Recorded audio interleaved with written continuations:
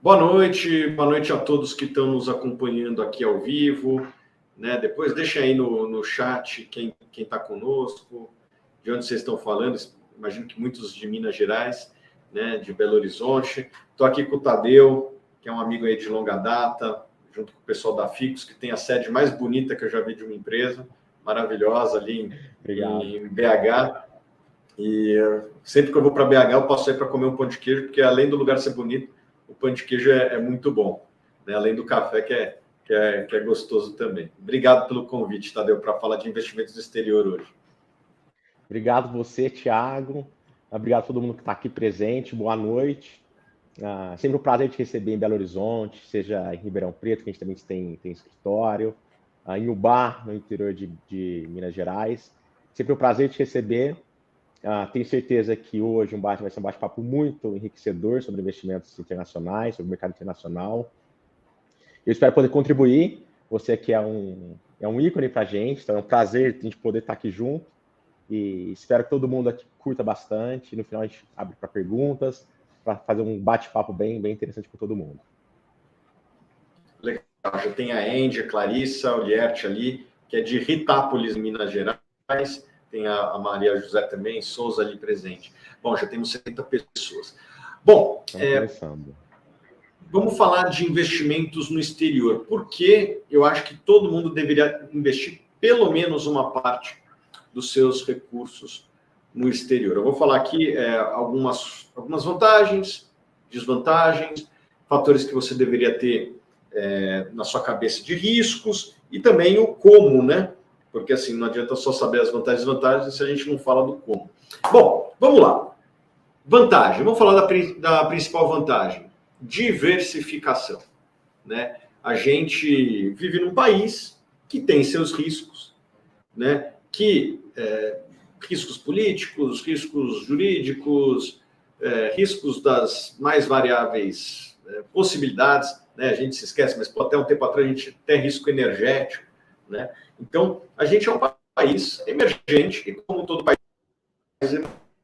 possui risco. Na hora que você diversifica internamente, você está reduzindo a sua exposição ao risco Brasil. Então, essa é a principal vantagem, né? Já vou falar um pouquinho de proteção de risco cambial e também proteção de risco político um pouquinho mais na frente. Mas o principal motivo é a diversificação, né?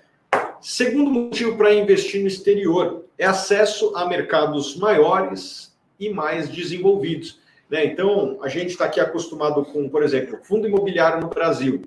Pô, você tem fundo de shopping, fundo de laje, fundo de logística, e meio que para por aí, né? Assim, tem uma outra coisinha diferente ali, um fundo de educação, de faculdade, um fundo de pequenininho ali de hospital, mas os grandes setores são esses que eu falei.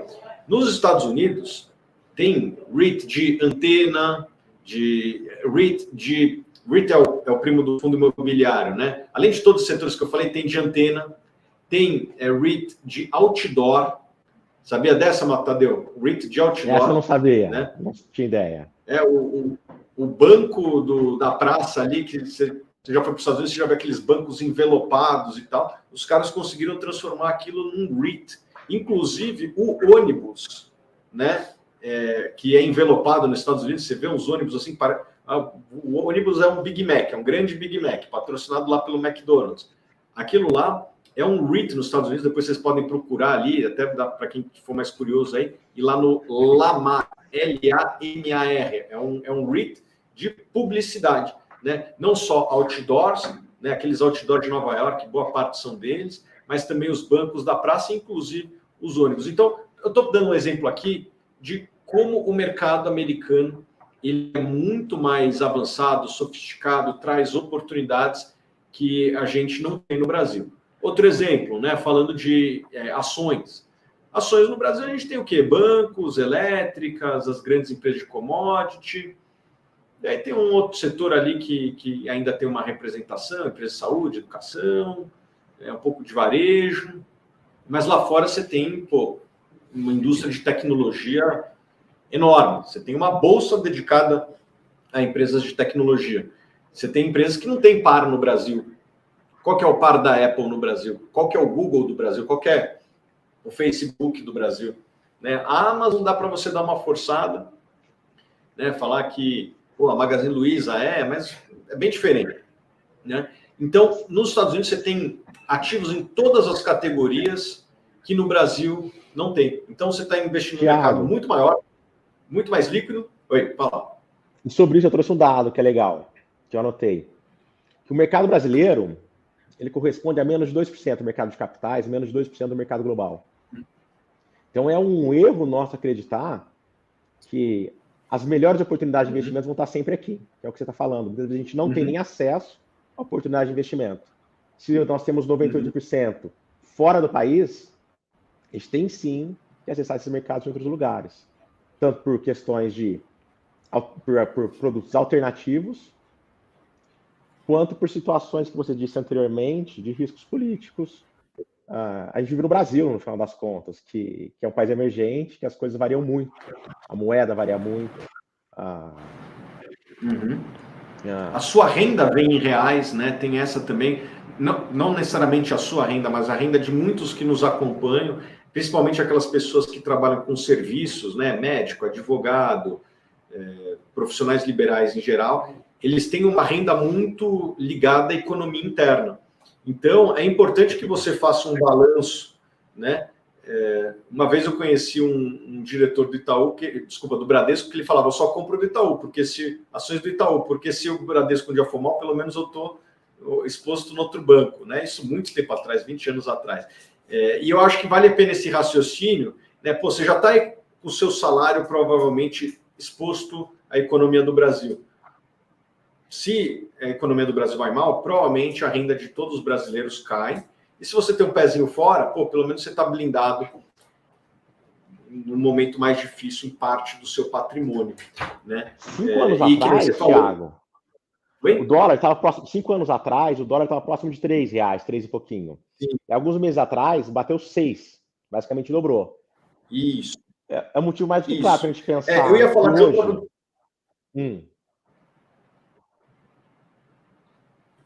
Eu ia falar de outra vantagem aqui, né? A gente está falando de vantagem de diversificação, acesso a outros mercados, né? Essa questão de balancear o seu patrimônio. E o terceiro ponto que eu ia falar aqui é a proteção cambial, né? Que o investimento dolarizado, ele está, como o próprio nome diz, uma outra moeda. Aliás, investir no exterior não é necessariamente dólar. Você pode investir em ações da Europa, ações da China, ações até da Argentina. Só não pode investir na Rússia, porque hoje está com um bloqueio lá naquelas ações da Rússia. Mas você pode investir em outras moedas também, né? E não só o dólar. Obviamente que o dólar é o mais fácil, é o mais popular, e é, para mim, o mais recomendável para quem quer ter uma exposição à moeda forte. O dólar é a moeda forte, junto com o euro, junto com o iene, e é onde estão boa parte das empresas do mundo, é o mais fácil para todo mundo. A gente já vai falar um pouquinho do como, mas o mercado americano ele é mais acessível do que outros mercados. Thiago, quero investir na Noruega.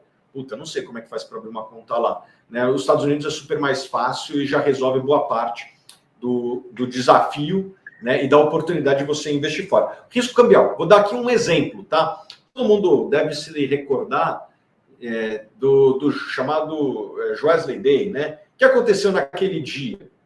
O dólar subiu por volta de 10% e a Bolsa Brasileira caiu por volta de 10%. Você lembra desse dia, Tadeu? Fatídico dia, lembro. Exato. E eu vou dar aqui um exemplo muito prático, tá? E, obviamente, que é só um exemplo. Imagina um investidor que tivesse metade do seu patrimônio em Ibovespa e a outra metade em SP500, né? O que aconteceu naquele dia? As ações do Brasil caíram 10%. Então, se você tinha 50 mil reais em cada um desses barcos, né? 50 mil reais em Ibovespa, 50 mil reais em SP500, o que aconteceu com os seus 50 mil reais do Brasil? Caiu por volta de 10%, foi de 50 mil para 45 mil reais, né? O que aconteceu com os seus recursos investidos fora? O SP500 naquele dia praticamente não variou, né? Subiu 0,1, 0,2, não teve nada de outro mundo lá, mesmo porque o que estava acontecendo era no Brasil. O Brasil não impacta muito as empresas americanas, né? Mas o que aconteceu com o dólar? O dólar subiu 10%. Então, aquele seu patrimônio em reais valorizou 10%. Se você tinha 50 mil reais em SP500, como o dólar subiu 10%, valorizou por volta de 10%. Então, chegou no final do dia, você começou o dia com 100 mil reais, 50 mil reais em cada um desses ativos, 50 mil reais no Ibovespa, 50 mil reais no SP500, e você terminou o dia com os mesmos 100 mil reais, aproximadamente os mesmos 100 mil reais. Só que com uma configuração um pouco diferente, 45 mil reais no Ibovespa e 55 mil reais no SP500. Então, olha só um exemplo prático de que foi um dos piores dias aí da história da Bolsa Brasileira, né? A Bolsa caindo 10%, o próprio dólar disparando 10%, e seu patrimônio termina o dia mais ou menos da mesma forma que começou. Esse foi, para mim, talvez o melhor exemplo da importância de se investir no exterior. Ah, Thiago, eu devo ter 50% do meu patrimônio no exterior? Daí você tem que falar com um profissional, com o Tadeu, né? Aí, para fazer uma avaliação do seu perfil de risco. Né? O que eu penso? Todo mundo deveria ter pelo menos 10% no exterior. Eu já fiz vários testes aqui para mim, eu quero chegar mais ou menos em 40% do meu patrimônio no exterior, ainda estou longe disso, tenho por volta de 20% no exterior, ainda é pouco, mas eu sou jovem, tenho aí mais 30 anos de poupança, eu vou consertando ao longo do tempo. Eu comecei a investir no exterior em 2011, né? E daí entrei com mais força em 2016, mas assim, em 2016 eu tinha menos de 10%, e hoje já estou ali com 20%, 25%, então estou indo na direção desses 40%, sem pressa. É óbvio que cada investidor tem um perfil, né? Para mim, eu quero chegar mais ou menos nesses 40% exterior, 60% em ações brasileiras. Então, diversificação ponto, de risco cambial. Que você citou sobre a individualidade de cada um, né? Que é o papel dos seus investimentos. Tem a questão do perfil e também tem muita questão do momento de vida de cada pessoa. Depende da sua idade, dos seus objetivos. O papel nosso aqui é ajudar cada um a entender o que faz sentido, tanto no perfil de risco, quanto o que você busca para a sua vida. Porque cada pessoa realmente pode ter necessidade de ter dinheiro lá fora, porque tem uma vida lá fora, a necessidade de proteção que a gente está comentando aqui. Então, esse caso realmente é muito individualizado.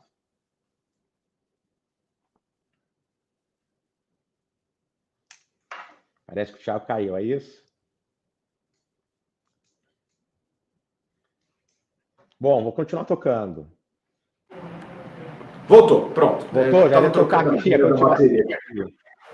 Então, legal. Bom, vamos falar de outro assunto aqui, que é diversificação de risco político. Né? O Brasil tem seus riscos, mas não é o único país do mundo que tem risco. Tem risco político muito menor, mas tem nos Estados Unidos também. Né? As pessoas têm até dificuldade de lembrar, mas quando o Trump foi eleito, a Bolsa chegou a cair 2%, 3%, depois se recuperou, mas tinha alguns entes no mercado que tinham um pouco de medo de questões mais protecionistas, que aquilo lá poderia ter algum um efeito no emprego e na renda dos Estados Unidos. Essas preocupações foram deixadas de lado conforme o governo Trump foi trabalhando e viram que não tinha tanto risco assim, mas existe risco nos Estados Unidos, existe risco na Inglaterra, né? Quando deu o Brexit, a moeda da Inglaterra caiu muito, só cai desde que teve o Brexit, a Bolsa da Inglaterra caiu também, né? Então, riscos políticos existem em países de primeiro mundo. São menores, mas eles existem, mas você consegue diversificar o risco do Brasil, que ele é muito mais intenso, né? Aqui, quando tem eleição, a pesquisa que sai, sobe e desce, né? Aqui no Brasil a gente tem o governo federal, o Congresso, o Senado, o Supremo, às vezes cada um deles cria uma surpresa, cada um da sua maneira, né, que prejudicam as empresas brasileiras, né? Raramente beneficiam, às vezes beneficiam, mas é raro. Então, é importante também você ter um pouquinho mais de paz de espírito e diversificar esse risco político, né, que existe, impacta no câmbio, que eu falei anteriormente, mas impacta também na Bolsa, impacta até provavelmente nos seus negócios, no seu dia a dia, né? O risco político não fica só na Bolsa, ele impacta também o dia a dia das pessoas, obviamente que cada risco da sua maneira. Então é importante que você se diversifique deste risco que nos últimos anos o Brasil tem, infelizmente, sido uma constante. O Ray Dalio, Thiago, famoso gestor, fala muito, né, sobre diversificação geográfica. E o resultado dos fundos deles, que sem dúvida é um dos melhores da história do mercado, comprova que diversificação geográfica é essencial para os momentos de crise, se não colocar tudo a perder que você construiu durante muitos anos. Porque se no momento, por exemplo, no próprio Wesley Day, ou na própria recente, essa queda da bolsa que a gente teve tão grande, principalmente no setor, nos mercados, nas empresas do mercado interno, que chegaram a cair 50%, 60%. Você não está diversificado, você não está protegendo seu patrimônio, você coloca tudo a perder, algo que muitas vezes demorou 4, 5, 6 anos, e em um ano você entrega tudo.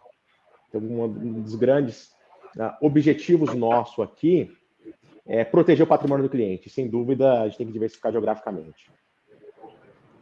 Exatamente. E, por fim, para muitos casos, existe o benefício fiscal também, né?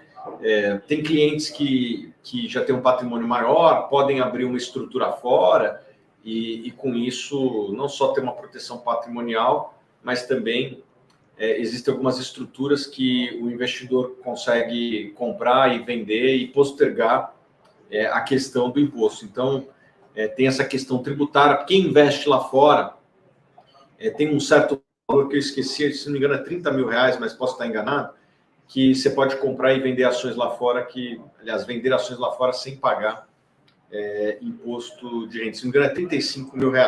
Eu preciso checar esse valor, mas enfim, investir lá fora também tem esse benefício fiscal. Bom, vamos falar... Posso falar um pouquinho depois, se quiser, sobre como investir lá fora, esses ativos. Porque você é um especialista, imagino que você tem vários clientes aí com estruturas lá fora. Eu sou somente um analista, você que é o cara que está ali no dia a dia lidando com os clientes. É isso, eu que assessoro os clientes, a melhor maneira de acessar os produtos, a melhor maneira e forneço as melhores informações possíveis para a gente tomar uma decisão segura. Mas basicamente, Thiago, a gente tem duas maneiras de acessar o mercado internacional. Uma que precisa de um volume maior de recursos financeiros, na maioria das vezes, que é o que você falou, de ter benefícios fiscais, que é basicamente abrindo uma estrutura lá fora, uma estrutura que a gente chama de offshore, que muitas vezes é um nome que as pessoas ficam até com medo, mas que é totalmente legal e normal, mas que necessita sim de um valor maior. Por quê? Porque é uma empresa, nada mais é do que uma empresa de investimento lá fora que você abre. Como qualquer empresa, você tem necessidade de ter um contador, de ter um auditor, de ter pessoas tomando conta, de ter um gestor muitas vezes disso. Então, são veículos de investimento onde as pessoas têm que ter um valor maior para ter acesso, para ele ser rentável, na verdade, porque a pessoa pode ter, mas devido aos custos, eles não são tão interessantes, dependendo do valor financeiro. E a outra maneira que hoje se tornou muito acessível nos últimos 2, 3 anos é investir direto aqui no Brasil. Você não precisar abrir uma conta lá fora, não precisar fazer um câmbio lá para fora.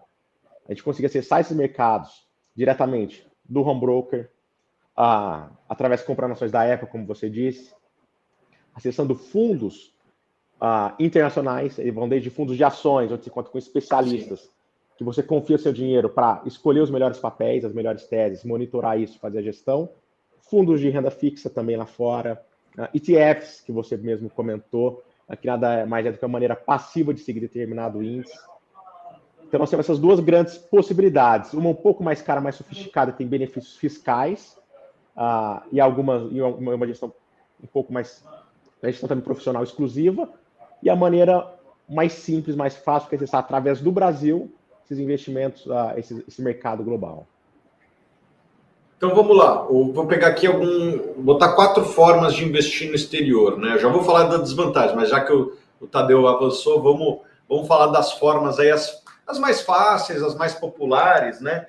E cara, isso facilitou muito nos últimos 10 anos. 10 anos atrás era muito difícil investir fora, hoje não existe mais desculpa, é super fácil, né? Tão fácil quanto comprar uma ação da Petrobras, eu vou mostrar aqui como. Então vamos lá, primeiro, você pode fazer isso através do Brasil, investir fora através do Brasil, né? Vou te ensinar aqui como. Você pode, primeiro, comprar ETFs do exterior, né? Então, o mais popular aí, do SP500, o IVVB11, né? Esse ETF, ele replica o SP500 no Brasil, né?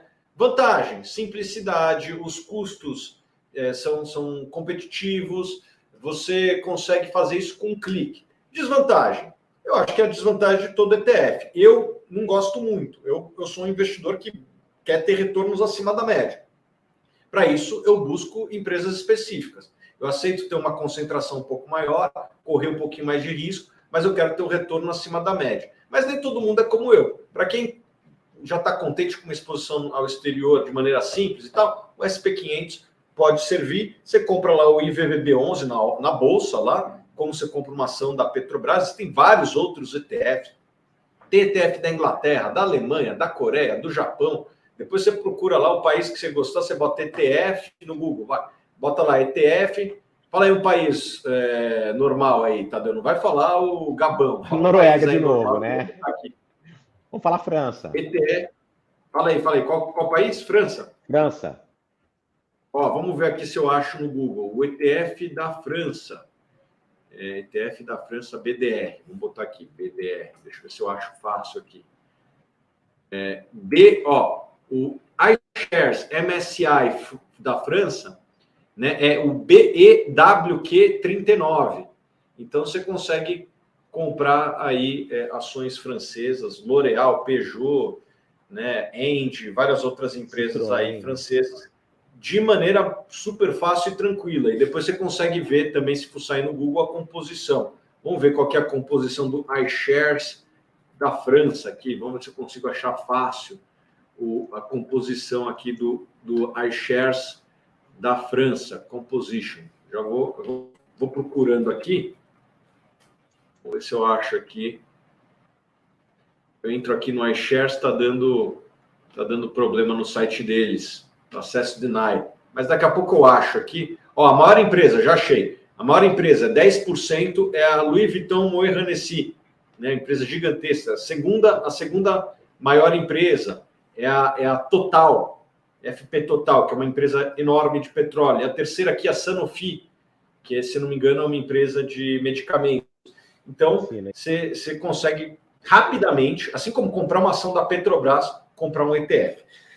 Outra forma, BDRs, né? As empresas americanas, elas não só americanas, tem empresa da China, que é a BDR do Alibaba, que é a empresa britânica, já tem algumas ali, tem o ETF, tem o BDR da British American Tobacco, né? As americanas, as grandes, têm todas BDR, né? Google, Microsoft, McDonald's, Coca-Cola, todas essas empresas, Nike, Starbucks. Você bota no Google lá BDR, o nome da empresa que você quiser. Óbvio, das grandes empresas, eu quero aquela empresa que explora petróleo no interior do Texas, que tem 100 milhões de market cap. Essa empresa não tem BDR aqui. Mas as 500 maiores empresas, quase todas ali, tem BDR. Pouca gente sabe disso, tem mais BDR na Bolsa Brasileira do que ações de empresas brasileiras. Então, você tem aí um cardápio amplo, caso você queira comprar empresas específicas. Isso falando de Brasil. Um outro ponto que é legal é que antigamente a gente tinha acesso, mas muitas vezes a gente não tinha liquidez. E hoje, essas empresas, elas contam com o que a gente chama de formadores de mercado, que é uma instituição contratada que ela sempre vai te dar uma compra e uma venda. Então, ela fornece liquidez para o ativo que você quer comprar. Bem lembrado, Tadeu. Acho que assim, um disclaimer que a gente tem que fazer aqui, um aviso para quem está nos acompanhando, é para ficar atento no bid and ask, né? As empresas de fora têm ali uma distância, né? E esses ETFs a mesma coisa, alguns maiores, outros menores, não vai comprar as cegas. Vai comprar na doidada que vai dar errado. Você pode estar deixando dinheiro na mesa, tem que fazer uma continha ali para ver se você não está pagando mais caro do que comprar lá fora, que eu já vou falar a seguir. E o terceiro ponto, né, de investir através do Brasil, é através de fundos de investimento. Né, Tadeu? Fala um pouquinho aí das alternativas que existem, tanto de gestores brasileiros que aplicam lá fora, como também de gestores internacionais que cada vez mais têm alternativas no Brasil. Os fundos, particularmente, é uma maneira que aqui na Ficus Capital a gente gosta muito de acessar o mercado lá fora. Principalmente porque a maioria das casas que tem acesso, que tem fundos que acessam lá fora, são casas robustas, tem muitos profissionais por trás, eles acompanham esse mercado. Quando se a gente, na pessoa física, muitas vezes, a gente quiser comprar um papel ou outro, a gente fica exposto às notícias que chegam no dia a dia. Se a gente tem profissionais por trás olhando o mercado realmente 24 horas, uma decisão muito mais fundamentada eles tomam para fazer um ou outro movimento. Então, as principais casas, a própria Suno tem fundos lá fora, a SPX, Verde, fundos lá fora, são casas nacionais. A gente tem acesso do próprio Ray Dalio, que eu disse, a Bridgewater, a gente consegue acessar o fundo da Bridgewater pela Ficus Capital. Tem uma gestora brasileira muito famosa também, que tem um fundo quantitativo, que é, enfim, basicamente que ela usa robô para operar, que a gente também acessa lá fora, não sei se eu posso falar nomes, mas é uma maneira que a gente se sente mais confortável de acessar por conta da quantidade e qualidade das pessoas que estão atrás monitorando o mercado. Isso eu dei exemplos de alguns poucos, né? E aplica através do Brasil, não tem que abrir conta lá fora também, né? Através do Brasil. Assim como um fundo aqui, se você quiser comprar um fundo de ações nacional, é da mesma maneira. Você vai acessar a sua plataforma de investimentos, clicar no fundo, colocar o valor que você quer investir e aplicar toda a parte, vamos falar, burocrática de acessar o mercado lá fora por conta da gestora. Então é muito, muito simples, legal, muito fácil. E o quarta maneira de você investir lá fora é abrindo uma conta lá fora, né? Então eu falei aqui de ETF, de BDR, fundos e abrir uma conta lá fora. Daí você pode, se você tiver um patrimônio maior, abrir uma offshore. Se você ainda não tem um patrimônio tão grande, investir lá fora. Quase todas as plataformas já têm estruturas para você comprar e vender ativos no exterior. Tem vantagens e desvantagens, né? Não vou entrar aqui nos meandros de cada um desses daí, mas assim, hoje nunca foi tão fácil. Oi? É muita especificidade. Se a gente for entrar aqui, a gente ficar uns 30, 40 minutos falando. Daí você procura o Tadeu ou fala com um especialista, que daí tem prós e contras de cada um, inclusive tem que levar em conta a sucessão, né? Isso é uma coisa importante ali, porque se você tem uma conta fora e vai dessa para melhor, cara, se não é uma estrutura de offshore, você vai ter um imposto grande para pagar. Tem que tomar cuidado aí. Fale com um especialista, porque tem prós e contras de cada um dessas formas que eu falei, mas é fácil. Nunca foi tão fácil investir no exterior. E os benefícios eu já falei. Vamos falar dos problemas, né? Dos riscos. Né? Assim como tem a parte boa, tem a parte ruim. Qual que é a parte ruim? Quando o Brasil dá certo, e o pessoal se esquece que às vezes dá, né? Por exemplo, os últimos 2 dias foram muito benéficos para as ações do Brasil, né? O seu patrimônio lá fora não vai valorizar na mesma velocidade, né? Eu entendo que os últimos 10 anos, se você pegar a Bolsa Brasileira, não foi tão bom. De 2010 a 2020 não foi tão bom para o investidor brasileiro, mas se a gente tivesse fazendo essa análise 10 anos antes, né? De 2000 a 2010, a Bolsa Brasileira foi uma das melhores bolsas do planeta. Então, o Brasil ele tem um caráter um pouco cíclico, né, que é importante você ter em mente, né? Assim, hoje, nos últimos 10 anos, o Brasil realmente não foi tão bem, mas nos 10 anos anteriores, o Brasil foi um dos melhores mercados do mundo. Então, o Brasil tem muito esses altos e baixos, e por incrível que pareça, desde que o Ibovespa foi criado, né, e eu vou publicar esse gráfico nos próximos dias lá nas minhas redes sociais, você vai ver que a Bolsa do Brasil foi uma das melhores do mundo, superando, inclusive, o SP500, com muito mais volatilidade, com muito mais risco, mas de ponta a ponta, quem comprou ali em 67, $100 de ações do Brasil, $100 do SP500, por incrível que pareça, né, o Brasil, no final, chega com mais patrimônio. É uma montanha-russa, é muita emoção, mas de ponta a ponta o Brasil foi um mercado muito... foi bom, deu ali mais ou menos 10%, 11% em dólar, tá? Alguém pode falar, Thiago, você tem que levar em consideração a inflação. Não, já estou analisando em dólar, né? A consultoria Enfoque tem uma base de dados riquíssima, né? E que ela conseguiu ver como teria sido o Ibovespa em dólar desde 67, quando o Ibovespa foi criado e foi vencedor. O problema do Brasil é que tem esses altos e baixos, então é muito importante que você tenha ali um patrimônio que está correndo na paralela, né? Sem a mesma volatilidade. Então, pessoal, eu acho que essa é a principal desvantagem, né, de investir no exterior, que é o risco da diversificação. Quando você está diversificado, é natural. Você vai ter um ativo que vai bem, outro que vai mal, e é tentador você falar, poxa, eu devia ter 100% no que foi bem. Né? Esse é o preço que existe da diversificação. Falando sobre diversificação... Oi? Falando sobre diversificação, é legal a gente citar também que diversificação, muitas vezes, na maioria das vezes, ela vai diminuir seu risco, não necessariamente diminuir o seu ganho, né, seu potencial de ganho. Você pode ter uma correlação baixa entre os ativos. O que é correlação? Exato. Que não necessariamente eles andam, o que acontece com um, o outro vai para. Ele acontece inverso ou a mesma situação. Ele pode não ter relação nenhuma. Isso diminui o risco de você perder dinheiro e não necessariamente diminui o seu potencial de ganho. Bem lembrado, né? O Ibovespa e o Dow Jones, o Ibovespa foi um pouquinho melhor desde 67, foi mais ou menos 11%, enquanto o Dow Jones o S&P 500 foi mais ou menos uns 10% ao ano, né? 1% a mais por ano em dólar, ao longo de 50 anos, vira, pelos juros compostos, um valor bem acima, né? 1% parece pouco, mas ao longo de 50 anos, agora mais, né? 55 anos, vira quase 10 vezes mais, né? Bom, mas apesar dos dois terem uma rentabilidade parecida, 11%, 10%, como eles têm uma baixa correlação, né, enquanto um vai mal, o outro está indo bem, enquanto o outro vai mal, o outro vai bem, você vai tendo uma rentabilidade, se você tivesse metade, muito mais suavizada, né, menos volátil e, consequentemente, também menos arriscada.